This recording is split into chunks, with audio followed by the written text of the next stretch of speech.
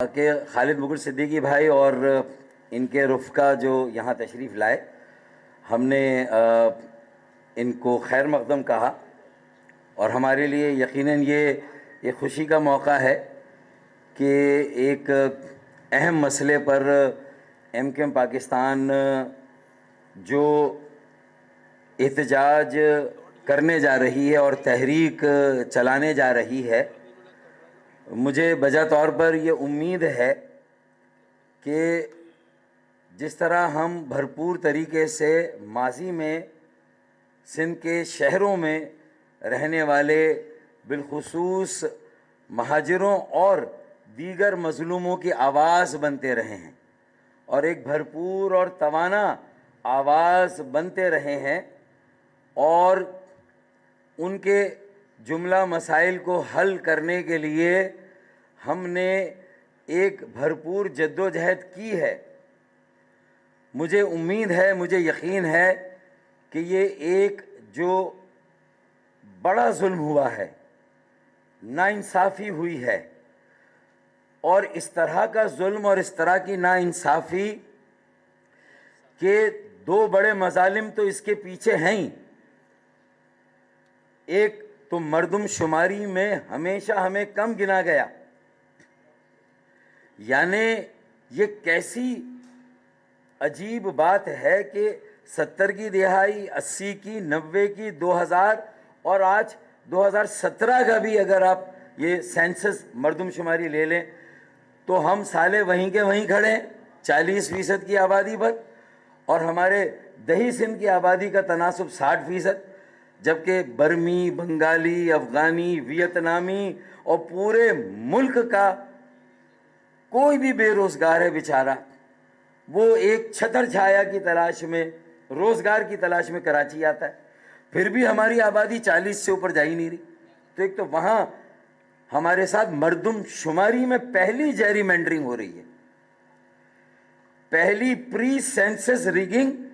Census سے پہلے ہو جاتی ہے جہاں ہماری آبادی کو دبا دیا جاتا ہے۔ اب یہ پاکستان کی جملہ حکومت و وفاقی صوبائی یا جو عدلیہ ہے اور عدالتیں، ان سے بھی یہ سوال ہے کہ بھائی اب ہم انصاف کے لیے کہاں جائیں، اور اپنی آبادی کو اگر پاکستان میں نہیں گنوا سکتے، مہاجروں کو پاکستان میں نہیں گنا جاتا، کراچی والوں کو پاکستان کی مردم شماری میں نہیں گنا جاتا، تو ہمیں بتا دے کہ ہم کہاں جا کر اپنی آبادی کو گنوائیں، ہمارے پاس کیا آپشن ہے؟ ہمیں اس کا جواب چاہیے، اور اسی جواب کی تلاش میں ہم سب نکلے ہیں۔ پہلا پوائنٹ تو مردم شماری ایک ظلم، 1970 سے یہ ظلم ہو رہا ہے، اس کے بعد 60 تک پھر بھی بیلنس قائم تھا مردم شماری، اس کے بعد آپ آ جائیں تو 140 ہے، بلدیاتی اختیارات، بلدیاتی وسائل، ایک میئرشپ کا ہمارا پورا دور گزر گیا، نہ بلڈنگ کنٹرول ہمارے پاس، نہ واٹر بورڈ ہمارے پاس، اور نہ وسائل نہ اختیارات، وہ دور بھی ہم نے جیسے تیسے گزار لیا، اور سپریم کورٹ نے ہماری پٹیشن پر فیصلہ دے دیا، اور ایم کیو ایم پاکستان کے ساتھ ایک معاہدہ بھی کر لیا پاکستان پیپلز پارٹی نے۔ پاکستان پیپلز پارٹی کے کو چیئرپرسن ہو، چیئرمین ہو، آصف علی زرداری ہوں، بلاول بھٹو ہوں، اگر آج آپ سیاسی معاہدوں کا پاس رکھنے کے روادار نہیں ہیں تو پھر دیکھیں یہ سندھ میں اب جو پیغام جا رہا ہے، سندھ میں جو میسج جا رہا ہے اور شہری علاقوں میں جو میسج جا رہا ہے، وہ کوئی اچھا پیغام نہیں جا رہا۔ ہماری ماضی کی اور اب تک کی ساری کوششیں سندھ کو، جو ہم ہر حال میں سندھ کو ایک سندھ رکھنا چاہتے تھے، ہماری ساری کوششوں پر آپ کی اس چالاکی اور اس ناانصافی نے پانی پھیر دیا۔ اب یہ تیسرا جو ظلم ہو رہا ہے، جو اس سے جو فوری طور پر بلدیاتی انتخابات پر اثر انداز کر رہے ہیں۔ خالد بھائی نے کہا جیری مینڈرنگ، یہ جیری مینڈرنگ ہے کہ ڈی لیمیٹیشن، حلقہ بندیاں اس طرح سے ہوئی ہیں کہ ووٹ دینے والے کو حق نہیں مل رہا اور الیکشن لڑنے والے کو حق نہیں مل رہا، تو پھر اس کا مطلب مہاجروں کے بالخصوص اور سندھ میں کراچی اور حیدرآباد میں رہنے والوں کے ساتھ ہر طبقے کے ساتھ یہ ظلم ہو رہا ہے کہ جو یہ حلقوں میں جو ہیرا پھیری کی گئی ہے اس کے نتیجے میں ہمارے بنیادی سیاسی حقوق جو آئین میں گارنٹیڈ ہے، جس کی ضمانت ہے، ہمیں ان حقوق سے محروم کر دیا گیا ہے۔ میں مکمل طور پر خالد مغل صدیقی بھائی MQM پاکستان کے اس جائز، اس ایک بڑے کاز کی بھرپور طریقے سے میں حمایت کا اعلان کروں گا۔ میری مکمل انہیں تائید اور حمایت ہے۔ اس سے بڑا اور کوئی کاز نہیں ہو سکتا۔ اگر سندھ میں ہمیں رواداری کو قائم رکھنا ہے، ہمیں سندھ میں دہی اور شہری سندھ کی جو اکائیاں، جو اب کراچی میں بھی یہ جو ڈیموگرافی ہے وہ چینج ہوئی ہے، بڑی تعداد میں میرے مظلوم سندھی بھائی، بلوچی، پنجابی، پختون، سرائکی، ہزارے وال، کشمیری، گلگتی، بلتی سب کراچی میں رہتے ہیں۔ ہم سب کی آپس کی ہم آہنگی کو یہ ڈیلیمیٹیشن داؤ پر لگا رہی ہے، یہ بھائی چارے کو پارا پارا کر رہی ہے، یہ ہمیں ایک دوسرے کے آمنے سامنے لا کر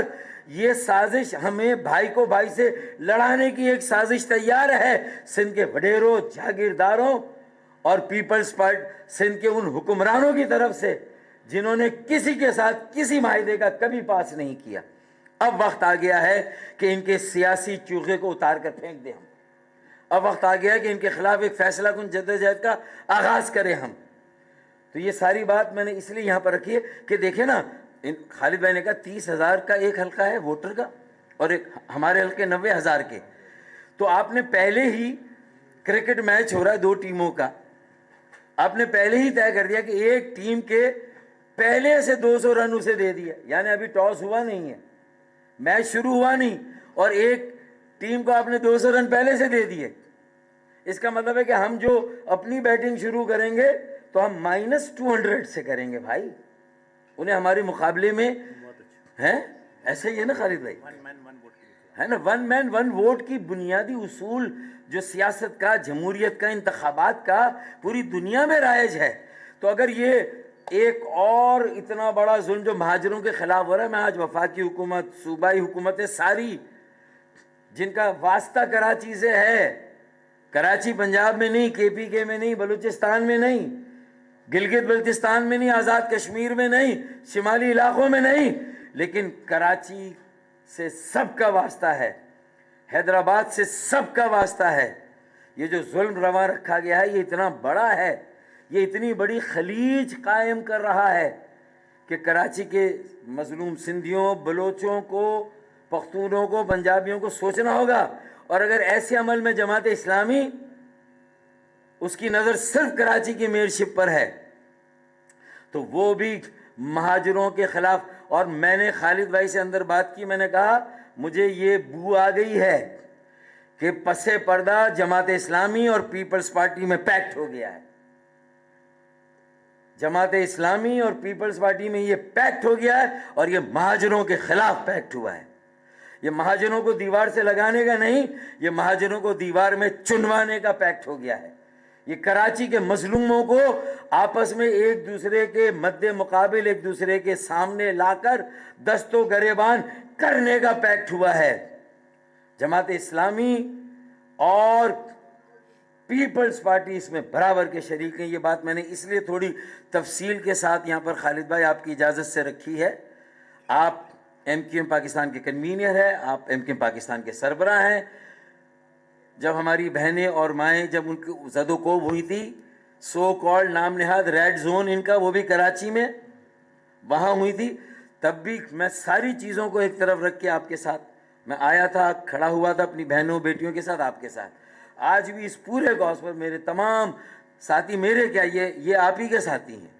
یہ تحریکی ساتھی ہیں، ہم ایک ہی فیکٹری کا پروڈکٹ ہیں، ہم ایک we are the birds of the same feather. تو یہ نظریاتی طور پر ہماری باقی چیزیں فروغ، میں نے یہ تھوڑی بات اس لیے زیادہ کر دی کہ مجھے پتا ہے کہ یہ اتنا بڑا چیلنج ہے، اس کے لیے پیس ہمیں سیٹ کرنی آگے کے لیے جو اس وقت حالات ہیں۔ تو یہ ڈیلیمیٹیشن اگر عدالتوں نے بھی اس کو ٹائم کے ساتھ نہ ٹھیک کیا تو میں سمجھتا ہوں کہ یہ صرف پھر ہمیں بتا دیں کہ اگر یہ بلدیاتی انتخابات یہ انتخابات نہیں ہیں، یہ پہلے سے طے ہے کہ کراچی کی میئرشپ کس کو دینی ہے، حیدرآباد کی میئرشپ کس کو دینی ہے، اور یہ جو بچا کھچا ایک ہمارا مان تھا کراچی اور حیدرآباد میں، یہ جو مہاجروں کا احساس محرومی، بیگانگی، یتیمی، بے بسی، یہ جو ہے، اور مظلوموں کا جو کراچی میں اب رہتے ہیں، یہ اس کے بعد نیکسٹ لیول اس کا کیا ہوگا، ان کا رد عمل کیا ہوگا، میں گیس کر سکتا ہوں، میں حتمی طور پر نہیں کہہ سکتا آگے کیا ہونے والا ہے اس شہر میں۔ مجھے لگ رہا ہے ایک بساط بچھائی جا رہی ہے اس شہر کو خاکم بدن، میرے منہ میں خاک، اس شہر کو ایک آگ میں دھکیلا جا رہا ہے۔ یہاں کے اللہ اللہ کر کے امن قائم ہوا تھا، ریاستی اداروں کے اہلکاروں کی قربانیاں ہیں جس کو ہم نے قدر کی نگاہ سے دیکھا، سیاسی جماعتوں ان کے کارکنوں کی قربانیاں، ہم نے اپنے شہداء کو بھی، ہم نے ان کے لیے بھی ہم نے صبر کا گھونٹ پی لیا، مسنگ پرسن پر بھی اب تک صبر کا گھونٹ پیا ہوا، لیکن یہ جو حالات ہے اب یہ ناقابل برداشت ہے، اور میں اپنے بچوں کو، نوجوانوں کو، میں اور خالد بھائی پھر ہم کنٹرول نہیں کر سکتے، یہ ہم جتنا بھی چاہیں اب ہمارے بس میں یہ بات نہیں رہے گی، یہ بات آگے چلی جائے گی۔ میں معذرت چاہتا ہوں، آج میرا دل بھرا ہوا تھا، ہم ایک ساتھ کھڑے ہوئے تو میرے دل میں یہ ساری باتیں تھیں تو مجھے کرنی تھی، آپ کی اجازت سے میں معذرت بھی چاہتا ہوں اگر کہیں میں زیادہ بات کر گیا، لیکن یہ بہت ضروری باتیں تھی، میسج لاؤڈ اینڈ کلیئر جانا چاہیے کہ یہ سندھ کے ساتھ کھلواڑ ہو رہا ہے، شہری سندھ کو اتنا دبایا جائے کہ جب وہ ریئیکٹ کرے اور یہ اسپرنگ جب باہر آتا ہے تو پھر خس و خاشاک کی طرح سب کو بہا کر لے جائے گا۔ بھائی یہ میرا لہجہ دھمکی آمیز نہیں ہے، عاجزانہ ہے، مصالحانہ ہے، مفاہمانہ ہے، ناصحانہ ہے، میں نصیحت کر رہا ہوں، سمجھا رہا ہوں